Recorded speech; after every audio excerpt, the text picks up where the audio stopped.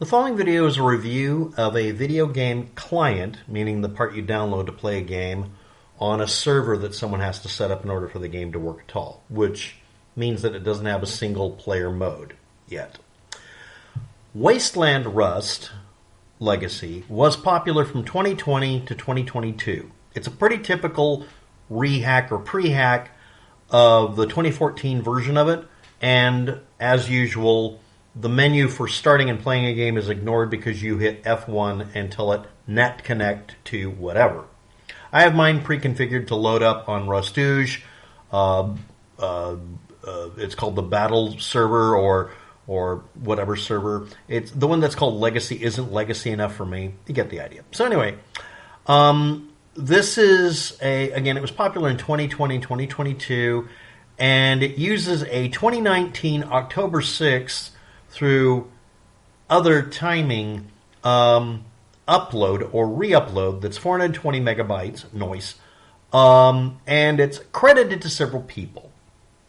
It uses a booster that continually tells you it's there, that doesn't indicate how you're supposed to start it. You hit the down arrow on your keyboard. That booster has credits to it.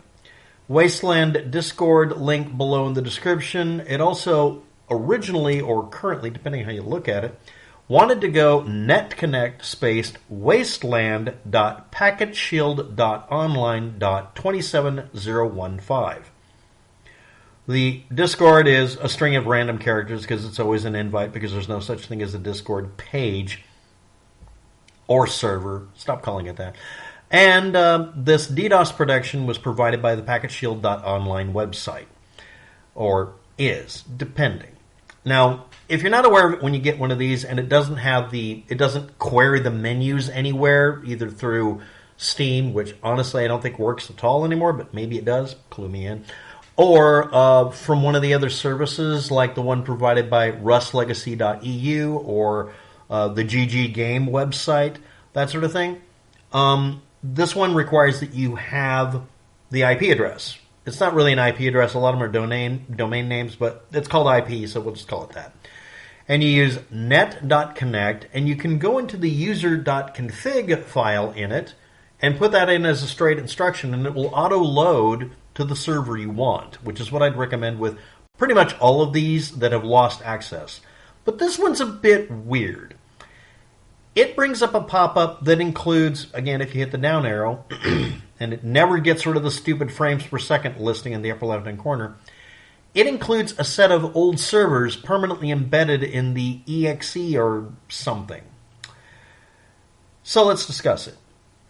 A 2019 October 6th 420 megabyte RAR upload of a 2015 May 1st rebanded or branded Rust Alpha.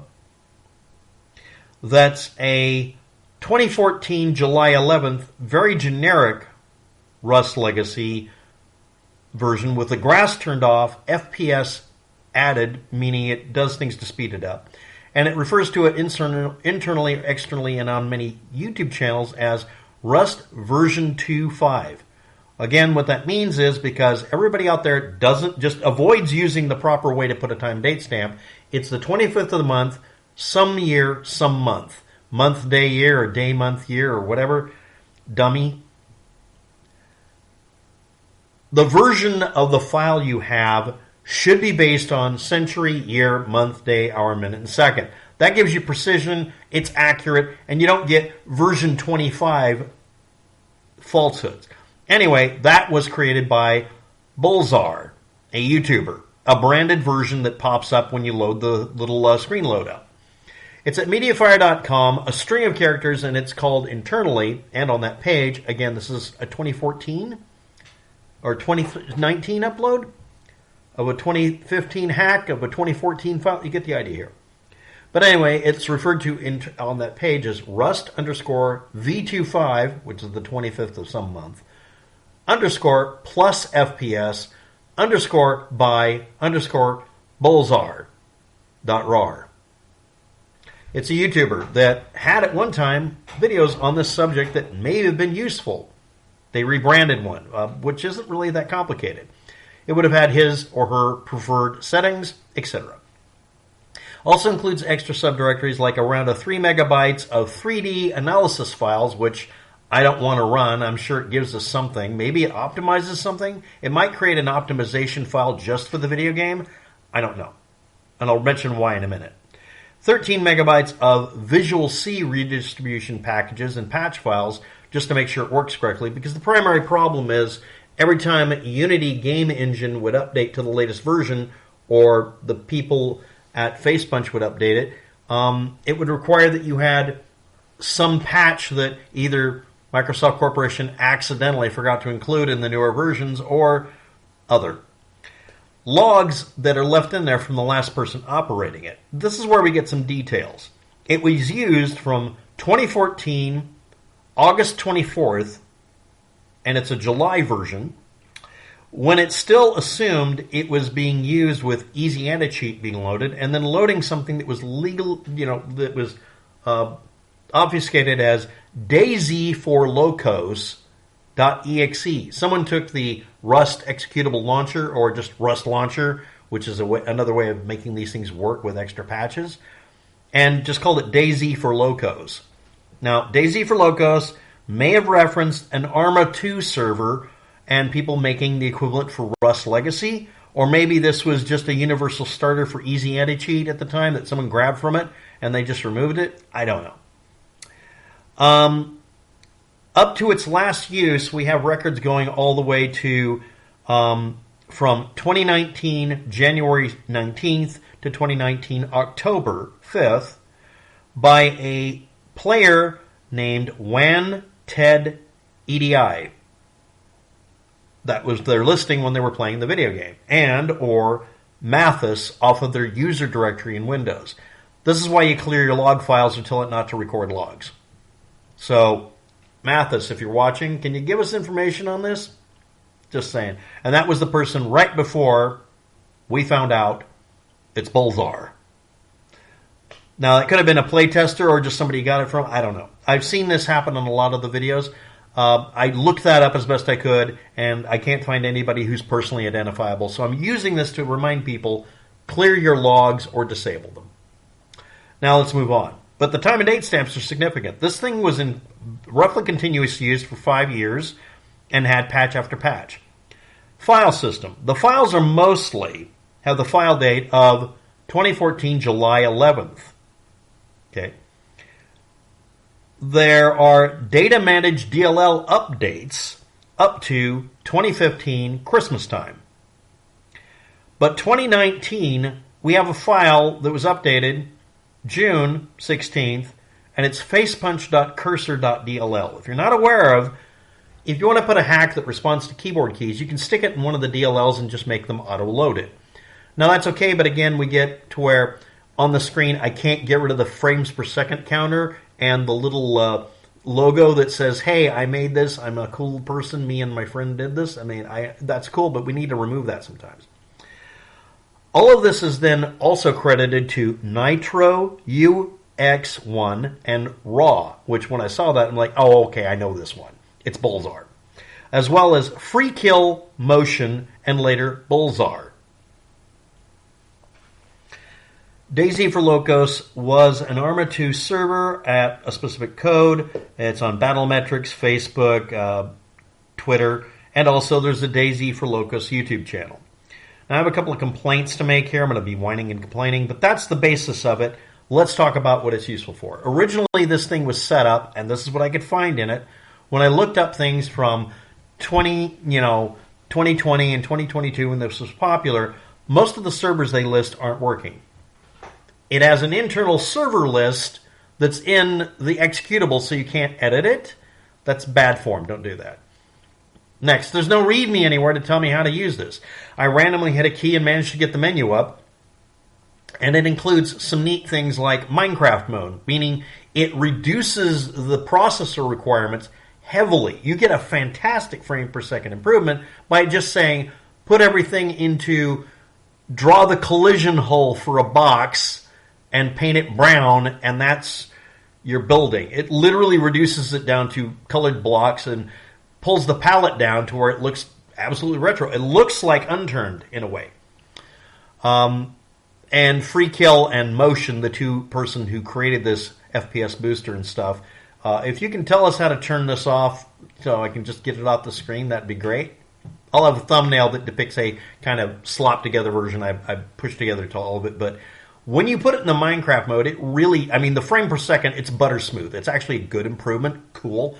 It has most of the buttons on it we'd want, but again, it's hard assigned to a particular key I use to tilt up and down very gradually so I can move my boxes or my other placements to where they're dead on, to where I can build what I call a deliberately or pre-decayed base. The base doesn't have a roof. It's missing 3 walls. It has a doorway and a door, and I unlock them and leave them on the server so you can take them over and just finish up the building.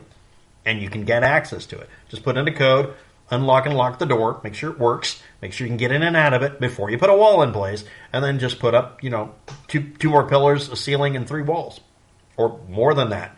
And it'll probably, unless it's a server run by jerks, it won't claim you don't have ownership and just let you take over the base. Seriously, if you're running one of these servers that says you can't take over a base, stop doing that. That's like not letting us pick up the stuff people drop. You don't own that. It's a bag on the ground. Let me pick up the fucking AK or whatever it is in the game. But anyway, the extras I removed were the 3D analysis file because I will be tempted to play with it. I'm not kidding. The reason I'm so paranoid about Trust Me Bro installers is I'm one of those people who double-click executables like an idiot. I am, because I got used to reformatting my computer. When I do these experiments, I put in a separate hard drive running Windows XP because you just copy it on the drive and it runs, or something else like that. And I don't feel like doing that this week because, honestly, this laptop, unlike every other one I've had, is a screaming pain in the ass to get the drive out of. Seriously, I remember back in my day, we had a single screw to undo, pull out the drive, put in a new hard drive, and do experiments. I missed that. Yes, it was a Toshiba. Shut up. It worked. But the 13 megabytes of Visual C redistribution patch files, as of 2019, not a bad idea. I think they're 2019. It doesn't matter. But the fact that YouTube, you can look up YouTube videos about this, but Microsoft is deleting all these patch files. So finding them in a video game every once in a while, or lots of times lately, is good. Now, one of the things I've learned to do here is since the mediafire.com/file ID code is like ZJ59 and then it ends in WXY. Loading that in and looking it up on YouTube or looking it up on Google, you find a bunch of people talking about the thing you're downloading. Haven't found any complete list. There could be extra goodies in it. I'm using a laptop keyboard that's heavily restricted. Maybe the number key gives us all sorts of cool shit. I don't know. If you know already, a lot of people played this in 2022 and 2020. That's great, but don't got no data. I can't find it. Also, readmes. If you're a person like, again, it was these two guys that did this patch. Put your documentation someplace and make sure it's easy to find, and make it to where we can turn off the logoing and credits by NitrouX or whatever, because that gets to be a pain in the rump. We need the documentation. Also, tiny rant, people who upload stuff like this and tear it down, don't. This was cool. I found yet another cool tool. And if I can extract it out of the Facepunch.DLL for cursors, which seems to be where it was stored in 2019, if I can extract it, I can redistribute it and maybe alter it to where it doesn't do this annoying behavior. Or even better, lets me assign it to a random key. That would be fantastic. Last one I dealt with, it was almost identical. It was the letter N and gave me 2 menus of cool stuff. So that was a cool review. But this one is more of everything practical from that version, well, mostly, thrown in there, and a Minecraft mode that just turns all the crap off and makes it run as fast as physically possible. And I'll use that for the thumbnail. So anyway, was this virus? No viruses. Was this awesome? Was it different? Yes. Did it absolutely blow me out of the water with a frame rate? Yeah, it did. Good job. So could you tell us how you did it and, give us the patch tools? Shout outs to Bullzher. Thanks for watching. Have a good day. Good luck with that. You'll all need it. I'll definitely need it because now I'm going to have to decompile this because I'm going to have to.